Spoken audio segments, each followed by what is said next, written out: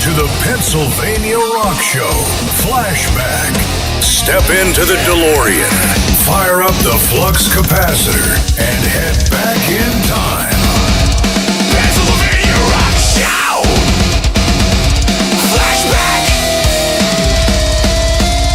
Flashback. Welcome to Pennsylvania Rock Show Flashback, episode number 8, take 3,000. No. If you are tuning in for the first time, you will notice I have this new mic sitting here with the Maono logo. It's Maono PD200W. It is a wireless mic. It's wireless. It's XLR.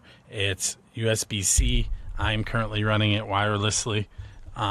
I am now affiliated with Maono. So if you head to their website, Maono.com, and use the coupon code BuildtheScene, that'll get you a discount on any purchases over $35.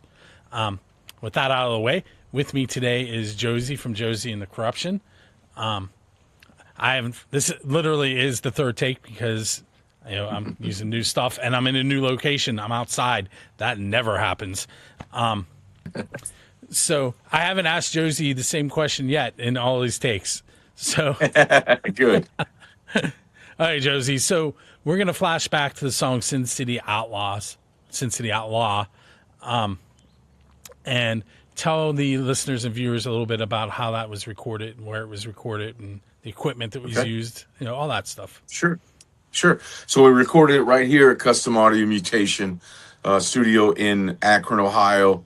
With Kern Murphy from Venom Inc., twisting the dials. He's a world-class guitar player, so I like working with him. He brings the best of my playing out.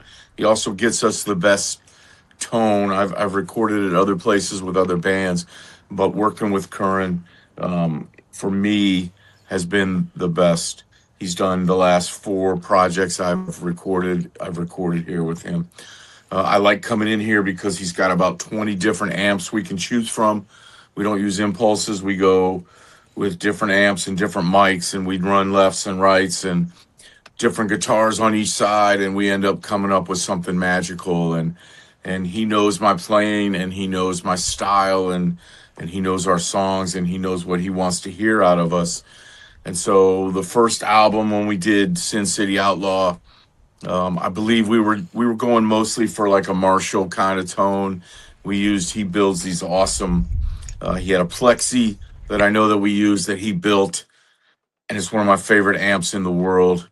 It's one of his favorite amps in the world. It's got that 70s Marshall tone that everybody dies for.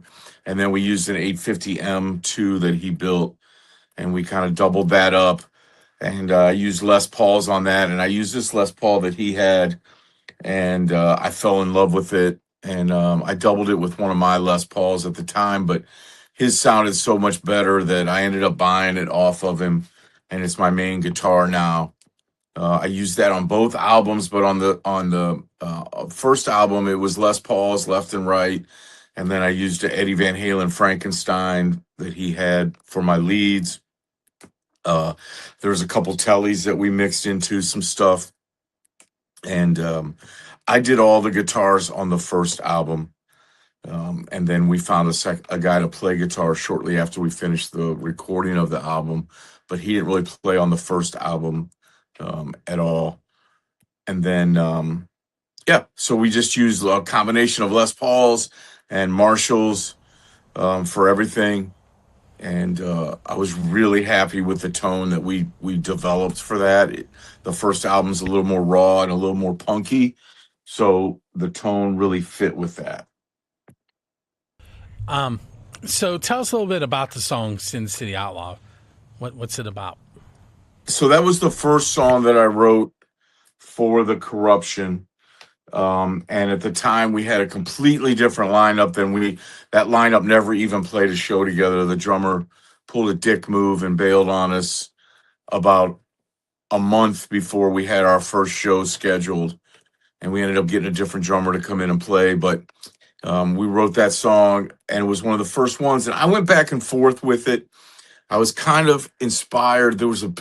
It's weird, but there was a Billy Joel song that he wrote called and it was about Billy the Kid, and I can't even remember the title of it now, but he was just telling a story throughout it about Billy the Kid, and I was kind of like, okay, I'm going to tell a story, and I'm going to do the same kind of thing, and I ended up creating this character who is now kind of significant to the band. We've written a second song about this character, the City Outlaw, and I've written a third and a fourth song, and eventually we're going to put out an album where all those songs are on the album together and tell the whole story of the Sin City Outlaw, but they're coming out individually on different albums right now, just kind of telling a story through different albums. But he's just a guy who kind of got hemmed up in running with this crew, gang, whatever you want to call it, club. And he goes through the process of being proud that he's doing this stuff to not liking what he's doing to, in the third song, he's going to decide that he's moving on. And then fourth and fifth, he'll kind of come back from all this and change his life. But in the first one, he's into it. He's proud that he's out there banging heads and kind of a hitman for this club that he runs with. And so it's got that aggressive, hey, I'm proud of who I am. It used to be our show opener. Now it's our show closer. It's got a drive and a feel. And I feel like Sin City Outlaw would have had that same kind of drive and feel. And that's what Curran pulled out of us with the tones and the feel that he got for us on it. I love that song. I love that album. My daughter, who's 8 years old, just walks around the house singing Sin City Outlaw all the time. She loves it. It's just got a good drive and a good amount of energy. All right, so let's take a break and listen to Sin City Outlaw, and we will be right back.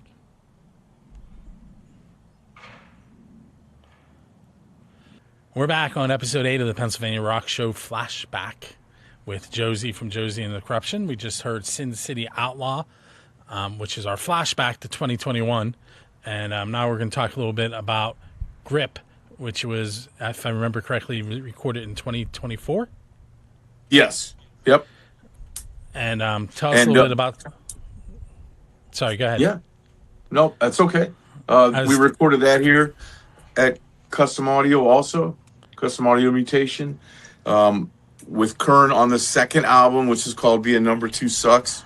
That album, we went a little more modern. I used the Plexi still on one side, but I also used, for the leads and stuff like that, I used a Mezza Barba amp that was amazing. We're sitting there and he goes, hey, let's have some fun when we do leads. And he pulls out this $5,000 amp that there's only maybe 15, 20 of them in the United States. And I'm like, heck yeah. And I used that Les Paul again on one side with the Plexi. And then I used this Paul Reed Smith that he has that is just a wicked guitar, man. And one of the best guitars I've ever played. I used that. On the other side, I think we used a Soldano for the rhythm tracks, and then I used the Frankenstein again with the Mezza Barba. I also used the Les Paul and the Paul Reed for some of the leads through the Mezza Barba. We mixed up some stuff just depending on the songs. For Grip, I know that I used the Frankenstein because there's a whammy or a whammy at the beginning of it, like a dive and stuff like that. And so I know that I used the Floyd Rose.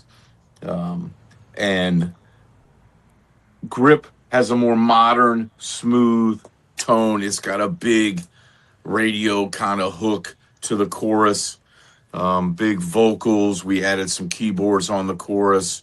So it's a little less punky, a little less driving, but it's got a Southern rock kind of hook at the beginning of it. It's a guitar riff. And the funny thing is, we talked about when I wrote Sin City. Well, the third song that I wrote with that same lineup was Grip. And it's gone through a process because of different people playing in the band. We changed it It didn't have any kind of a chorus at first.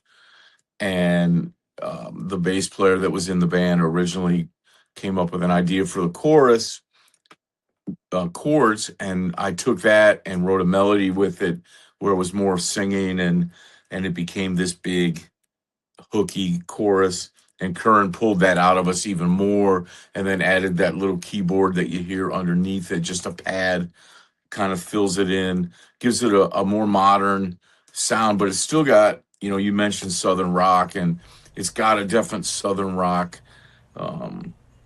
and commercial rock kind of feel to it. So it was different.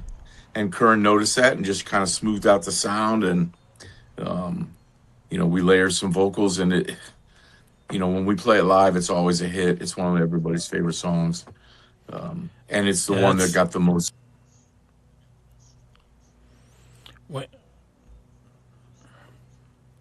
When someone takes a listen to the Jozey and the Corruption catalog, the genre, it's hard to place you in a genre. I would say rock, but yeah, like there's punk rock, there's driving rock, there's just pure rock fury to still a line from a local band. Yeah. How would you describe it? So I think that, we are I call us, we are outlaw punk and roll. We have a punk and we have a rock. We have a little bit of that Southern feel to it, a little bit of, our stories are about guys living on the edge of life, because I was living that way forever. Until I recently got sober, I was, living the outlaw kind of punk and roll life. And that's what our songs are about. And even though I'm sober now, our songs are still being written about that, because that's what I know, And I wrote a new song for the new album. The third album was going to be called Three Chords in a Cloud of Rust. And it's called Red Line. And it's basically what my whole life has been about, like living at the red line, like living right at the edge. And I would say that our music has, if you took Kiss and you took Brides of Destruction, who was a Nikki Sixx side project, and you took LA Guns and Motley Crue, mixed them all up, and maybe added a piece of Skid Row in there as far as guitar riffs go, I think that that you'd kind of start finding out what Jozey and the Corruption is at the heart or at the root. Very cool. So, Jozey, what we're going to do, we're going to go ahead and listen to Grip. I'm going to thank you for hanging out with me on episode 8. Real quick, throw out the website for your band and for your podcast. Okay, yeah, the band's website is thecorruptionakron.com. You can find us streaming everywhere, and you can get the links to everything right there through that. And then, I have a podcast called Louder Than My Demons. Season 2 just started on Friday, and you can find that at Louder, helping me out with that. And you can follow us anywhere, any of the social medias at LTMD Podcast. And you can check us out. The podcast is doing pretty good. So I appreciate that, Bill. Okay, so here comes Grip.